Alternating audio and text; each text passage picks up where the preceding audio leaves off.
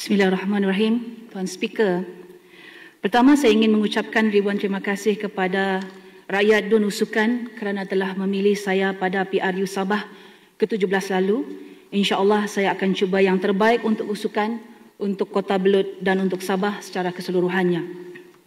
Tuan Speaker, since this is my maiden speech in the State Assembly, saya ingin mengambil peluang ini untuk merekodkan pendirian saya dari hati saya sendiri sebagai anak Sabah yang sayangkan Sabah. My wish is, kalaulah kita semua parti-parti lokal Sabah boleh satu hati. I really wish that to happen. Impian saya untuk Sabah, biar kita corakkan wilayah Sabah berdasarkan cara kita, acuan kita selaras dengan hak-hak Sabah. Tuan Speaker, sesebuah negara, sesebuah wilayah mahupun negeri dapat digerakkan dengan baik apabila tujuan dan hala tujunya jelas. Bagaimana hasil dapat dijana dan ke mana hasil itu akan dibelanjakan. Apa guna kita umumkan peningkatan hasil yang tinggi, reserve yang tinggi tetapi masalah asas kehidupan rakyat tidak dapat ditangani. Kalau sebelum ini di Parlimen saya telah dedahkan bagaimana peruntukan dan projek persekutuan yang lambat dimulakan di Sabah. Yang lebih mengecewakan apabila projek pusat yang dilaksanakan oleh agensi negeri dilihat gagal mengambil peluang untuk melaksanakan sepenuhnya projek yang dirancang pada tahun semasa. Saya kongsikan rekod perbelanjaan projek AP182 yang dilaksanakan oleh agensi pelaksana negeri seperti JKR Sabah dan JPS Sabah. Projek bukan program. Untuk tahun 2023 hanya 23% sahaja yang dibelanjakan. Untuk tahun 2024 hanya 11% sahaja dibelanjakan. Dan untuk tahun 2025 setakat bulan September hanya 13% sahaja dibelanjakan. Kegagalan membelanjakan peruntukan yang diluluskan bagi tujuan memulakan projek pada tahun semasa sangat-sangat merugikan rakyat kita yang masih jauh ketinggalan. Tuan Speaker, orang tanya sama saya mengapa projek di Sabah lambat mula. Jawapan yang saya terima antaranya masalah tanah, masalah peralihan utility, kurang kaki tangan dan sebagainya. Saya mau tanyalah di sini, adakah ini semua perkara baru? Tidak bahkan. Ini isu lama yang menjadi legasi seolah-olah tidak berkesudahan. Jadi apa penyelesaiannya kalau perlu tambah 1000 jurutera untuk memastikan projek dapat dilaksanakan? Buat. Kalau perlu ambil tindakan tegas kepada mereka yang malas dan gagal, buatlah. Jangan hanya kerana segelintir orang, majoriti rakyat Sabah sengsara dan merana. Tuan Speaker, seterusnya saya sentuh mengenai isu bekalan elektrik.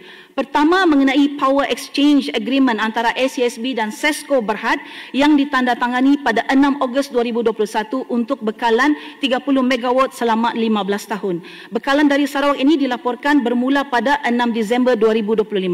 Persoalannya, rakyat perlu tahu berapakah kadar tarif sebenar per kilowatt hour dalam perjanjian ini. Jika harganya jauh lebih murah berbanding kos purata IPP Sabah, iaitu 43.8 sen per kilowatt hour, mengapa kerajaan tidak merundingkan import tenaga yang lebih besar sementara menunggu empangan hidro siap? Siapakah pengguna sasaran bekalan ini, rakyat ataupun komersial? Kedua, SSB masih dibelenggu pegangan aset penjanaan rendah sekitar 20%, manakala 80% dikuasai IPP dengan kos operasi tinggi. Saya mohon penjelasan, apakah timeline konkret untuk menyemak semula atau menamatkan kontrak IPP berat sebelah, lopsided agreement? Apakah pelan mitigasi kita? Adakah kita akan menggantikannya dengan import tenaga murah atau terus bergantung kepada IPP? Ketiga, isu ketelusan. Kita tidak boleh sekadar bergantung pada pelan induk seperti Sabah Energy Roadmap 2040. Untuk menyelesaikan punca sebenar, saya mencadangkan penubuhan suatu jawatan kuasa pilihan khas. Kita perlu menyiasat struktur kos IPP secara telus. Sampai bila kita mahu merayu subsidi persekutuan? Sampai yang kita utamakan, siapa yang kita utamakan? Rakyat Sabah ataupun pemilik IPP? Tuan Speaker, kerajaan baru-baru ini melancarkan BES di Lahad Datu untuk mengurangkan gangguan elektrik. Nilai kontrak yang dianugerahkan kepada MSR Green Energy Sdn Berhad adalah 644 juta. Namun projek BES berkapasiti sama oleh syarikat yang sama di Santong, Terengganu hanya bernilai 306 juta. Mengapa kos di Sabah lebih sekali ganda berbanding Terengganu? Saya pohon perincian kos. Berapakah kos EPCC, kos operasi dan penyelenggaraan 2 tahun dan kos long term service agreement 5 tahun. Di Terengganu, kos operasi dinyatakan RM9.412 kilowatt per hour setahun. Bagaimana pula dengan Sabah? Bagaimana kadar tarif yang akan dikenakan? Penjelasan ini penting agar kerajaan negeri tidak terperangkap dengan beban keuangan yang akhirnya memberi kesan kepada rakyat. Tuan Speaker, Jabatan Air Sabah diperuntukkan 848 juta, 690 juta untuk mengurus, 157 juta untuk pembangunan. Manakala siling RMK13 adalah 1.77 bilion. Soalan saya pertama, sepanjang tahun 2023 sehingga tahun 2025, berapa jumlah pinjaman persekutuan yang telah diluluskan dan mula dilaksanakan? Kedua, daripada 77 projek bawah siling RM 1.77 bilion tersebut, berapa banyak projek baru yang sepatutnya sudah bermula sejak RMK12? Saya perhatikan pengumuman bajet ini terlampau tertumpu pada jangka masa panjang tetapi kurang inisiatif quick win. Rakyat perlukan bantuan segera seperti penghantaran lori tangki yang konsisten dan pembaikan paip pecah dalam tempoh 24 jam. Lebih merisaukan, tiada peruntukan disebut untuk menangani non-revenue water yang merupakan punca utama krisis. Tanpa penggantian paip usang secara besar-besaran, pembinaan loji baharu adalah pembaziran kerana air terawat akan terus bocor.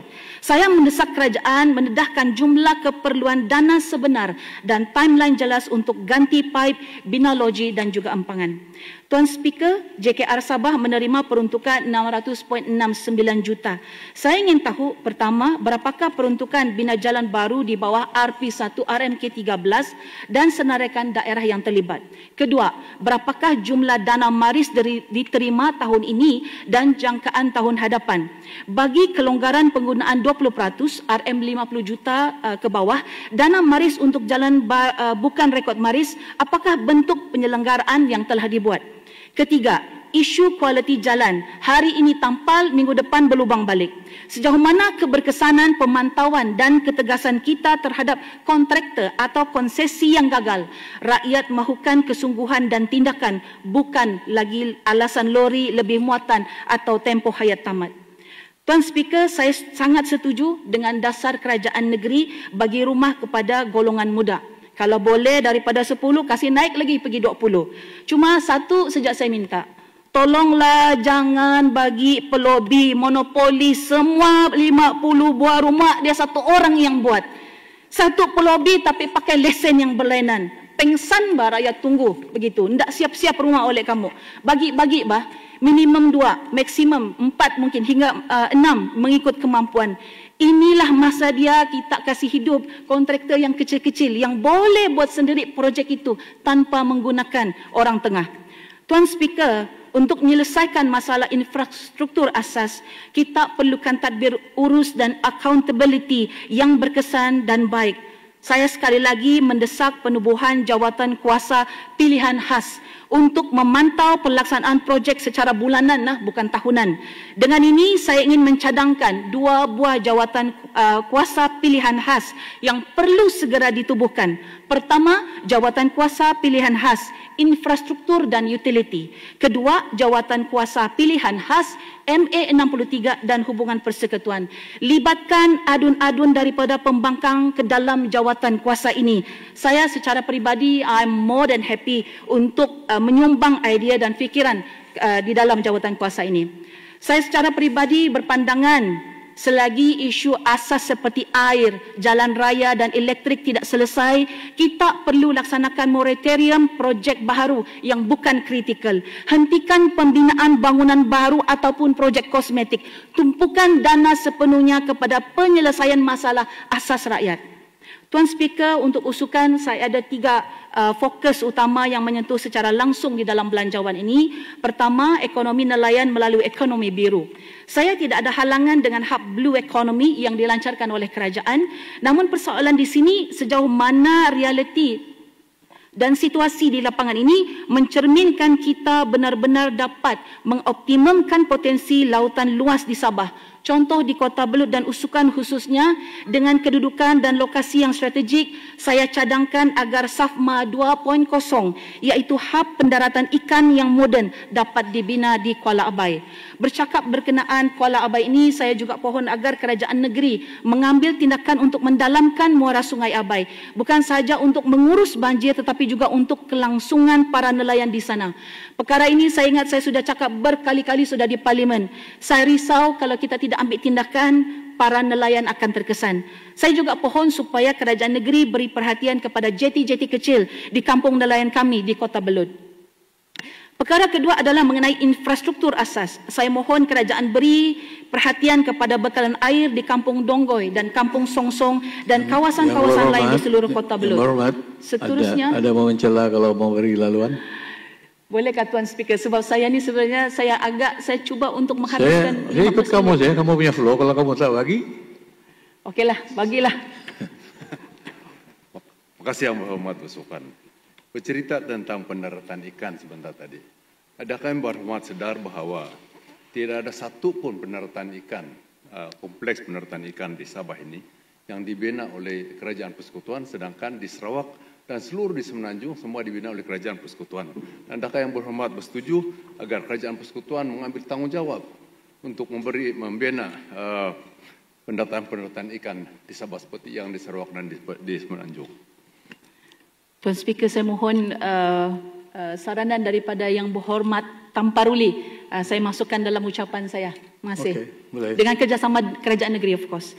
Seterusnya mengenai isu jalan dan kesesakan di Pekan Kota Belud, saya selalu suarakan ini di Parlimen iaitu perlunya dibina jalan keluar alternatif dari Pasaraya Golden Dragon tembus ke Kampung Kota Belud, Kampung Tombol, Tolonglah letakkan ini di dalam senarai keutamaan negeri. Begitu juga dengan jalan Kampung Tanjung Batu yang berkali-kali sudah diadu. Ketiga, untuk usukan adalah mengenai keselamatan dan kemudahan komuniti. Lampu jalan Bukit Kelawat. Bila saya tanya di Parlimen sebelum ini, lampu jalan yang diperuntukkan tidak melibatkan kawasan yang kerap berlaku kemalangan di sini.